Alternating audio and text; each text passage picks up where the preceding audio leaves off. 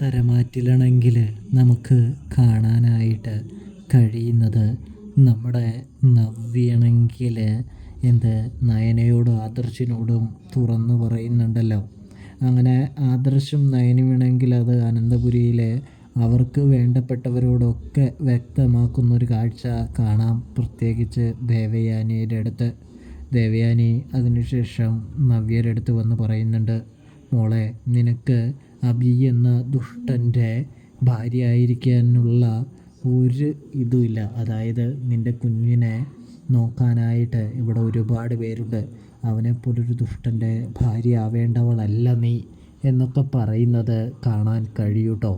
ഇതേ സമയം നവ്യയ്ക്ക് കാര്യങ്ങളൊക്കെ ഒന്നുകൂടി വ്യക്തമായി മനസ്സിലാക്കാൻ സാധിക്കുന്നുണ്ട് എന്ന് കാണാൻ കഴിയും.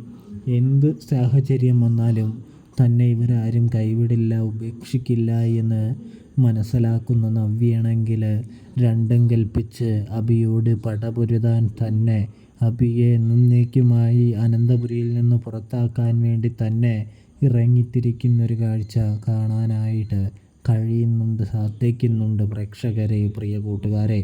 അപ്പോൾ റിവ്യൂ ഇഷ്ടപ്പെട്ടാൽ ചാനൽ മറക്കാതെ ഒന്ന് സബ്സ്ക്രൈബ് ചെയ്യാനായിട്ട് ശ്രദ്ധിക്കണേ. Thanks for watching.